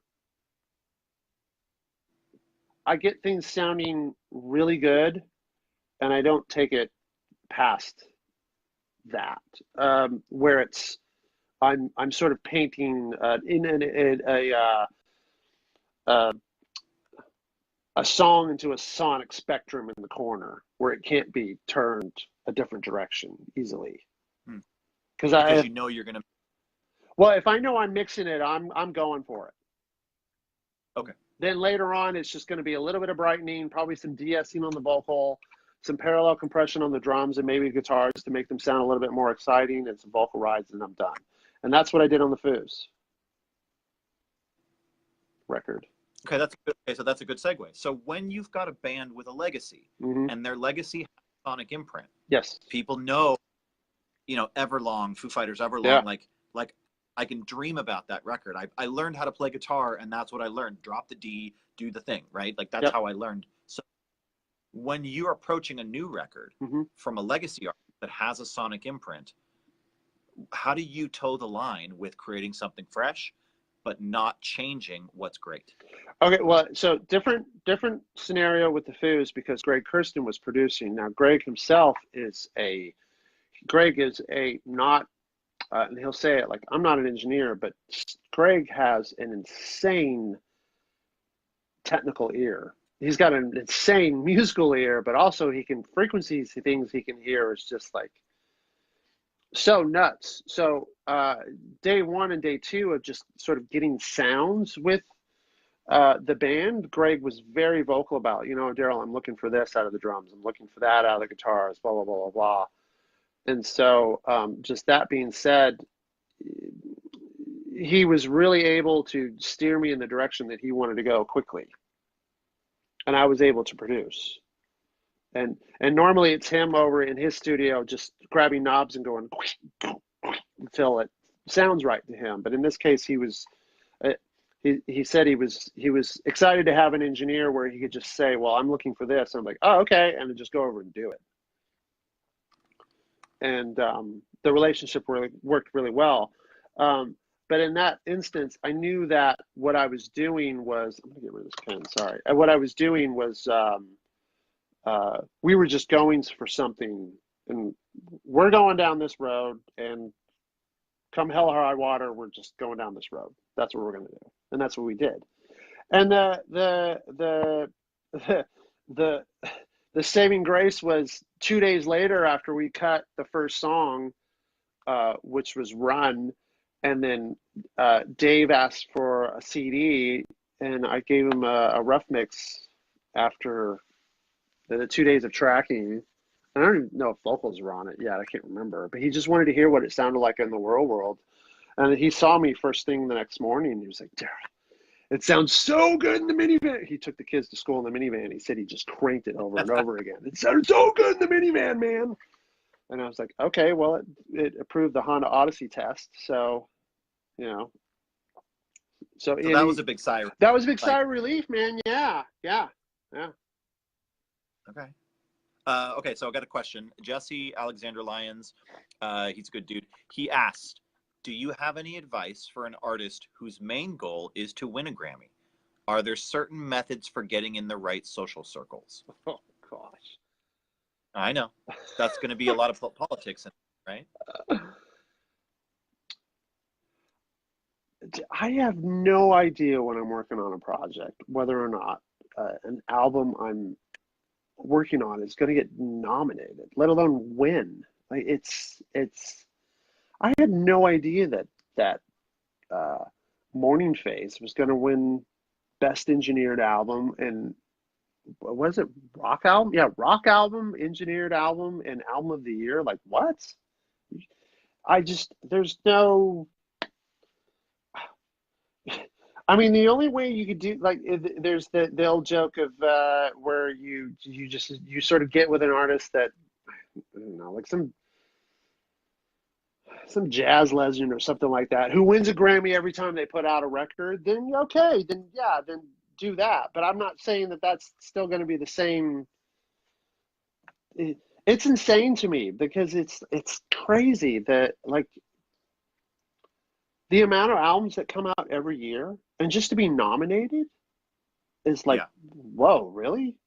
Wow. And we know there's a lot of politics. We know there's a lot of voting blocks. Yes. We know that for certain categories, there's a business behind this. Yes. So I know, like, for Jesse, I know that that's one of his main goals. I think we'd all love to have a golden statue. I respect that. So if we could set aside the things that we can't change unless we're signed to a major label and the major label puts millions of dollars behind us and sends out gift bags and does the thing that it takes, there's still a lot of great categories, you know, best engineered non-classical or Yeah. whatever. There's a lot of great categories out there. What do you think about, what do you even think about using that as a goal? I mean, quite honestly, that's a great goal to go for. That's a very respectable thing to do. There's yeah, you're not just limited to the like an engineering award. You're also like Album of the Year, blah blah blah. Um, but I think at the same token, okay, well, how about this? And this is sort of just my 2 cents worth of advice, and this 2 cents could be completely full of BS. Like I'm not really certain of it, and the only reason I'm saying this is because I kind of feel like I think it's time for me in my career to start getting more active into the Grammy Foundation, like NARAS, for example. And I've never been active in it at all, besides the fact that I'm a voting member. That's it. I vote, and that's all I do. And I think there's more to it than that, than I should be a part of. That being said, you know, hey, where's your friend based? Sorry, what was his name?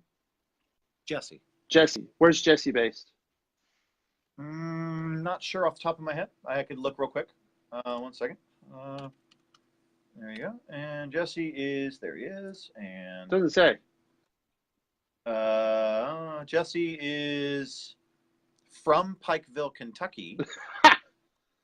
But I don't know where he is now. Okay, so Jesse, so you got to be somewhere, LA or Nashville. What? Columbia, South Carolina. Moving to LA over the summer. Oh, well, there you go. So when you move to LA, the first thing you should do is become if you are not, you should become a Grammy voting member. I'm hoping and assuming that you have the credits to join the Academy, which it used to be, I think you only had to have one charted record, released record, and you had to prove 51% of being involved in the project in order to be qualified as a voting member. And if you're moving to LA, then it's time to just call your local NARAS chapter and start becoming.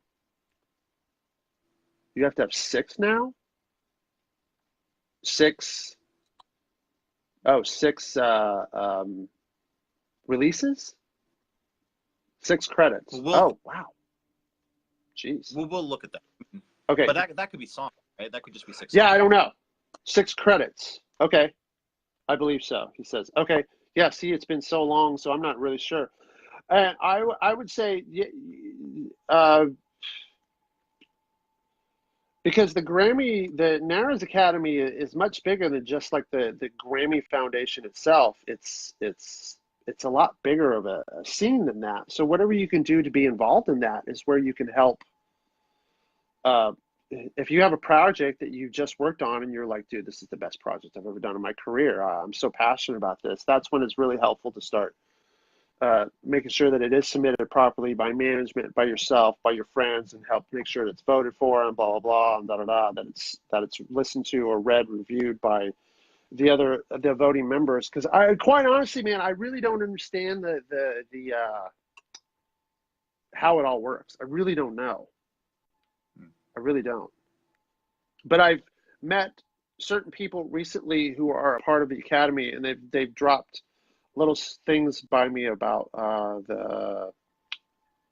there's the voting board, you know, the board that allow to make sure that things are eligible, like all sorts of things that people are involved with all the time. But I have no idea how it works. So, and then especially in LA, there's the P&E wing. So, which is really directly related to the Grammy Foundation, NARAS. Is there anything else on this topic you want to share? And then I was going to switch gears. I don't think so. Okay, so let's talk about working with vocalists. You're tracking, there's a vocalist in the booth. Mm-hmm. Now, this is something this is what I deal with. What did the Pro Tools engineer say to the singer? Say that again. What did the Pro Tools engineer say to the singer? I don't know. That sucked. Come on in. Because he's going to edit it and tune it and make it good. Okay. I'm told that was a joke. I was like, I'm sorry. I caught you off guard. Okay, back to your question. Back to the serious note. No, okay. My bad. Okay, so yeah, I totally failed you on that one. Yeah. Okay. Wow, guys, that So sucked. Come on in. I know. Sorry, my bad. I'll get it. Yeah, all right. Sorry. Woo! All right. So primarily You were like in hardcore interview mode, so I totally caught you off guard. You were in like such hardcore interview mode. Speaking of, one of the craziest things I ever did was Paul. We were on Paul's record. He was being interviewed by like NBC National or ABC National News. It wasn't just like the local thing. And so he set up in another room, and they asked me to go in there and just turn like music on, so the faders would, the meters would move in the background while they were talking. And they had the woman, she was like reading her notes, like going over it before Paul popped in. And I said, "Hi, I'm Darrell." And she was like, "Oh, Susanna Summers, NBC4." Like that. She was so like in the moment. And I was like, "Really, lady? Like, just, hi, I'm Susanna." Like, it just like, that was what you did right there. Like, she was locked in, ready to interview a Beatle.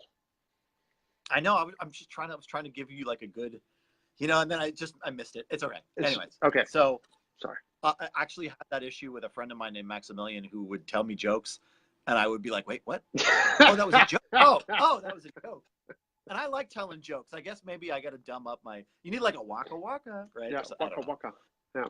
I know. Okay. So singer out. Let's talk about dealing with singers. So I am of the impression that of all the instruments we record, singers are the only one who have a physiological response to emotional stimulus.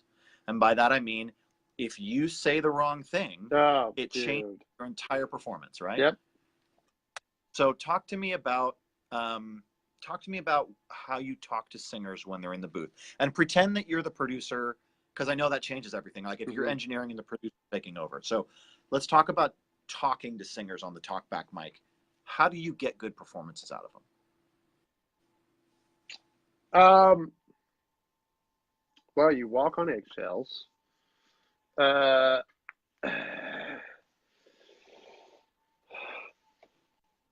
Definitely somebody who's a little bit more experienced in the singing department is going to be less of a problem than somebody who's a little bit newer and nervous about that situation. So it's definitely a different scenario, because usually like pro singers, you don't have to, or not, I don't know, pro or unpro. Usually people that just have more experience, they're pretty much, they know their deal, they know the thing, and they're also a little bit better about taking constructive criticism, especially when it's just like, "Hey, dude, you're flat. Hey, dude, you're sharp. You're rushing. You're behind." That kind of stuff. That kind of typical stuff. Somebody who is less experienced and younger, you let them blow. I let them blow the song down a couple times, and then every time I stop, I just go, "How you doing? How you feeling? Is your headphones okay? Can I get you some more reverb?" That kind of thing. You need less reverb, anything like that. You feeling comfortable? Okay, you're sounding great. Let's do it again. Everything I do is just basic questions about their comfort level, and then everything I say out of my mouth after that is positive. Like, that was a good take. There was a lot of good stuff in there. Yeah, let's just do it again. You want to bang it out again? Sure. Okay, great. Let's go. Blah, blah, blah. And then I'll do more specific things like, man, that chorus, the second chorus was rad. That was perfect. Lots of good stuff in there. Okay, let's go down again. All right, blah, blah, blah. And so by the third or fourth take, then it's either, is the song really long, and is it kind of like too much to swallow in one take for them to get it all out? Or should you break it up in sections? And that's just decision on the spot. And then you can just say, well, hey, a lot of words going on in those verses, and it kind of feels like, because there's so much lyrical content in the verses, the choruses, you have a little bit hard time to get enough air in you to push the note out. Yeah, I'm kind of feeling that too. Okay, well, why don't we do a couple verses? I'll get some good notes, and then when I feel like I've got some stuff together, we'll do some choruses. Okay, great. Yeah, that's a good idea. Let's do that. Blah, blah, blah. And then do some verses. Okay, once again, positive feedback. I got a lot of good stuff here. I think I'm ready to comp the verse together. You want to keep going and knock out some choruses for me, or would you like to take a break? No, I'm feeling pretty good. Okay, let's knock some choruses out. Let's do some choruses, blah, blah, blah. And then by then, you're singing for 15, 20 minutes or so, and you just let them take a break.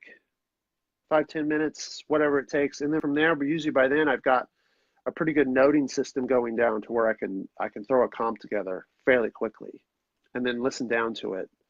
And then invite them to come in and listen down to it. Hey, I got a comp. Let's listen. Okay, we'll listen together. Tell me about that noting system. Oh, my system's pretty simple. I break it down into lines, and by each line, I break the line in half. And so, because usually if it's an 8-bar verse and an 8-bar chorus, it's usually like 4 lines in that verse and that chorus. So by then I can usually write down a numbering system, and I kind of just start from 7 to 10. Anything below a 7, I don't even notate. I just don't. Yeah.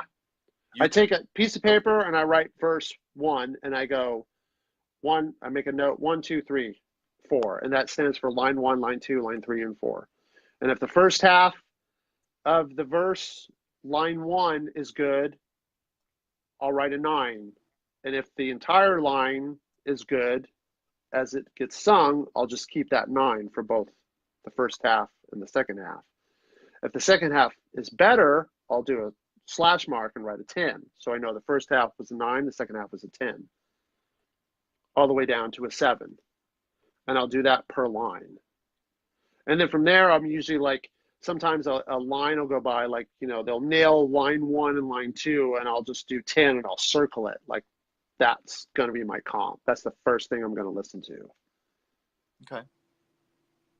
So you're comping like on playlists as opposed to a system where you're like punching sections until you can listen down? Yeah, what I like to do, and it is total case by case with personal preference for the singer, whatever makes them comfortable. It's all about them, whatever makes them comfortable. But me personally, I think you get a better performance when you just do a take from just the first verse as a whole. And then from there, you're going through, and then you're realizing, you just never got that third line of that second verse. Maybe it's because they go from normal voice up to head voice, falsetto, and that range is too much of a thing, and they overshoot it bad, sharp, or they never quite get to it. It's too flat, one or the other. So then you can kind of sit there and help feed them the notes to realize their mistake. And once again, as positive as you can make it, just to make it all about a positive thing, and help them through it. What do you do when it's not working? Yeah. And again, I know that if their producer was there, they would handle that. But let's say how do you talk to a singer when it's just something's not working and they're clamming up and it's, you know what I mean?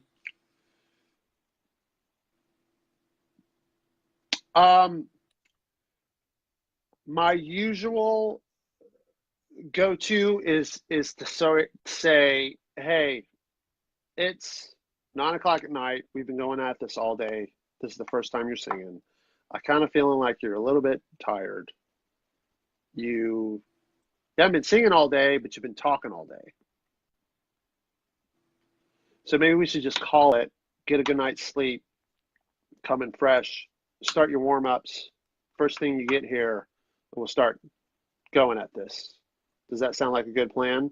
Yeah, that sounds like a good plan. I'm kind of feeling, and usually when you say like, hey, it kind of seems like you might be a little bit tired from the day, the events of the day, and then they usually go, oh yeah, I'm kind of feeling a little like that.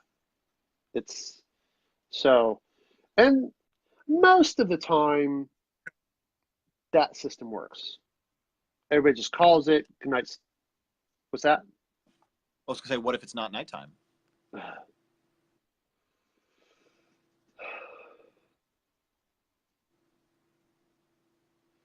then you have to make the decision of like either one, this isn't working, and you're truthfully, brutally honest as in a not as nice as you can be to the artist about just like, you know what, this is not working right now. Is this just not the good song, the right song for us to start singing on? Is the range too high for you?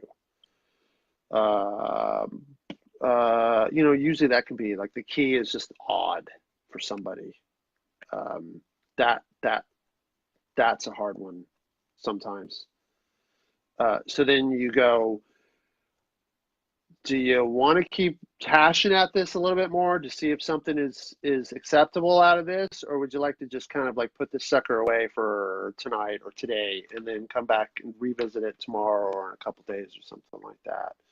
And then, yeah, I don't know, maybe this one just isn't the one. So is there something that you're a little bit more comfortable singing that you really feel confident about? Oh yeah, it's that song, 1 Second to Love, blah, blah, blah. That one I'm really blah, blah. Okay. So then you open up 1 Second to Love, get their headphone mix going, blah, blah, and then start singing it down. And then, hopefully they're like, blah, they just bang it down. You're like, oh, yeah, yeah, yeah. Okay, this is much better. Yeah, I'm more comfortable in this key. This is my key. That other song is really, that's a harder one for me. And it's like, okay, well, it's probably a better idea in that situation to knock out the ones that you're more comfortable with in the range that you're in the key and the range that you're comfortable with first. It gets you, the singer, more confident in this room, in the headphones, the way where their environment at, and then from there, once you've got that uh, familiarity down, then go tackle the harder things to do, and then see what we can Do do. you have any tricks that you have to make a vocalist feel comfortable? Any creature comforts or things like that? I usually say, do you like tea? Do you have throat coat? Do you like throat coat? Let me get you some room temperature water. Uh,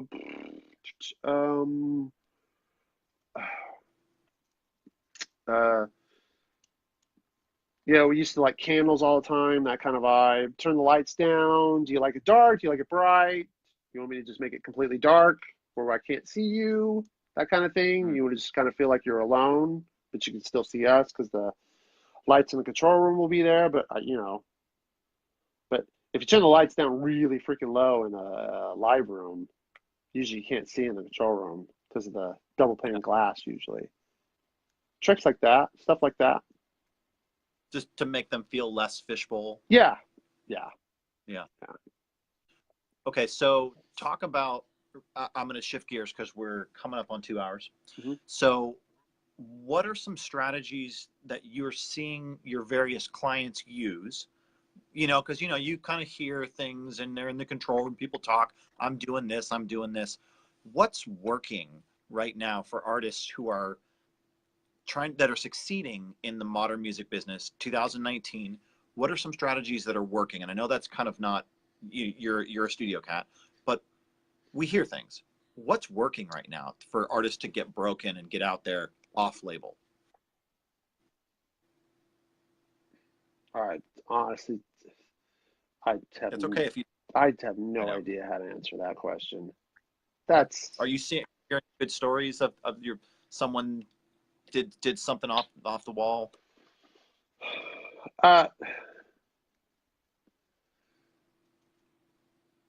This could even be like any bands.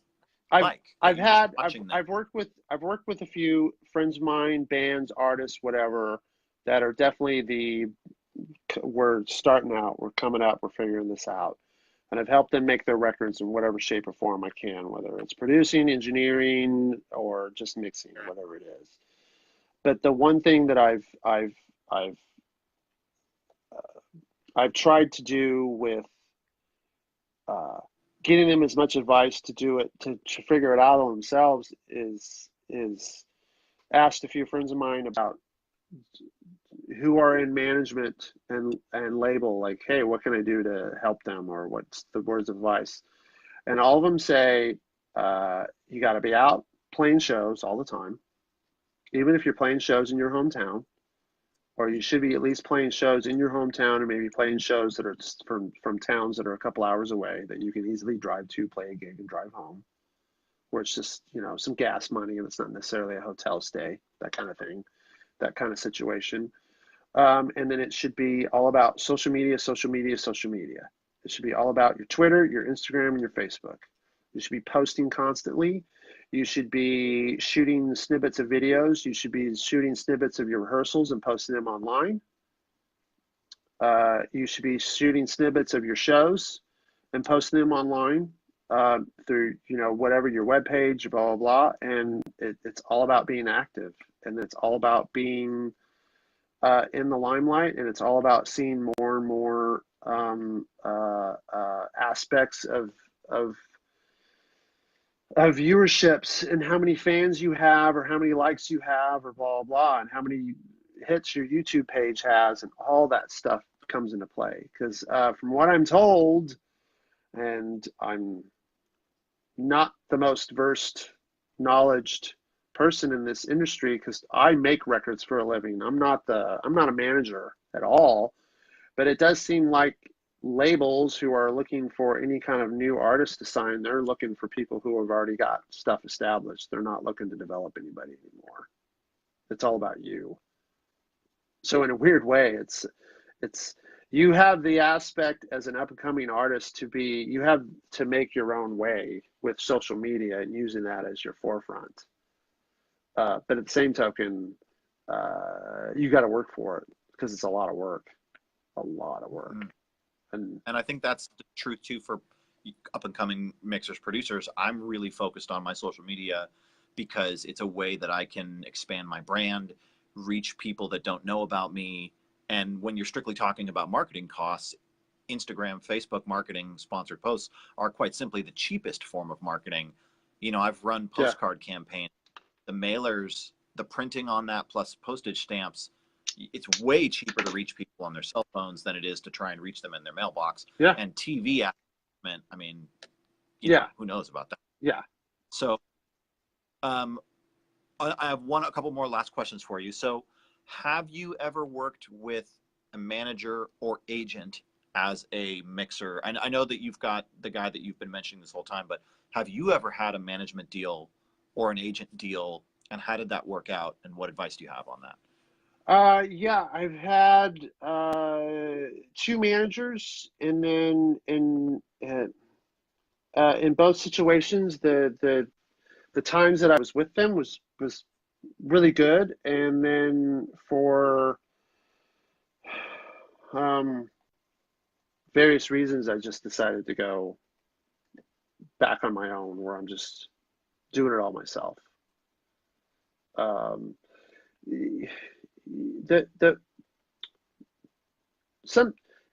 Sometimes a manager can get you work, but then sometimes it's generally in my situation. Am I still making noise? Because my earbuds are dying, and I don't think I have any headphones. Okay. You're good. I can look. I can dig. I don't know if I have headphones or not. But generally, in pretty much my work comes from me. It's always my clients calling me to resume to work on a project, and very rarely it was so. It was just one of those things where I was kind of like, I'll just do this on my own for a while. It's just one less thing in the process to think about, I guess you could say. So I don't know. And do you find clients respond better when they can just reach you directly versus having to go through? Kind of, because they just wanted to reach out to me directly. Go, hey, you're there next week. Got 5 days of tracking with Beck. Okay, sure, I'm around. Okay, great. You're at Capitol. Okay, click. Because usually in that instance, especially with larger clients like Beck or Foo Fighters or Paul McCartney, their management or their day-to-day operations teams, whoever they may be, those people are usually freaking busy. 2 screens, multiple emails, blah, blah, blah, sending out this, receiving that, blah, blah, got to call this, got to arrange this, got to get the cartage for this. So they just want to quick 2-minute phone call, like, you're doing this, are you available? Great. Okay, here's the deal. It's tracking, blah, blah, blah, blah, blah, click, and they're on to something else already. They're dealing with their other artist. So it's that kind of thing. Did we just die? No, I can still hear you. Let me see if this. Okay. Thing. Now the feedback's happening. So I'll just say at this point, thank you so much for your time. You're welcome. Your catalog is fantastic. You've made some of my favorite records. Thanks, man. And I really appreciate your time to come answer questions for your fans, our fans, everybody here. I'd love to have you back on the show. Sure. Once again, everybody who came in, please donate.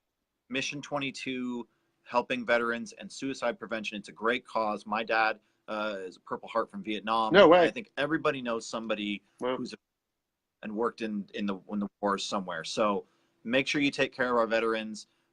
If you need, you go to his website, DrFord.com, 2 R's, 2 L's. And it's well, I'm on Facebook as well.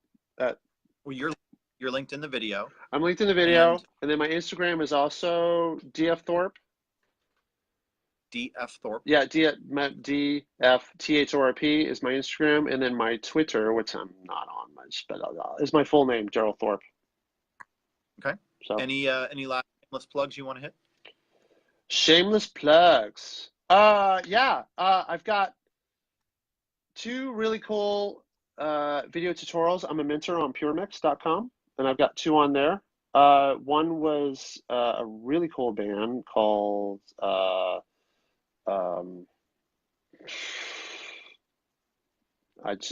the name just, can you believe that? It happens. It's okay. I've got 2 tutorials on PureMix, mixing tutorials, which is great. One of them is Foster the People, which it was a live thing, which a lot of people were really excited about. I recorded them live at the Village for Spotify. And so I was able to take the raw tracks, recording them and mixing that and show it off as a mixing thing. Because like I said, so many people are trying to do, a lot of times an upcoming artist or band, they're going to play XYZ venue, which generally is some sort of digital console, which the mic pre's go to a Pro Tools rig via Firewire or an Ethernet cable, and so you can record the show for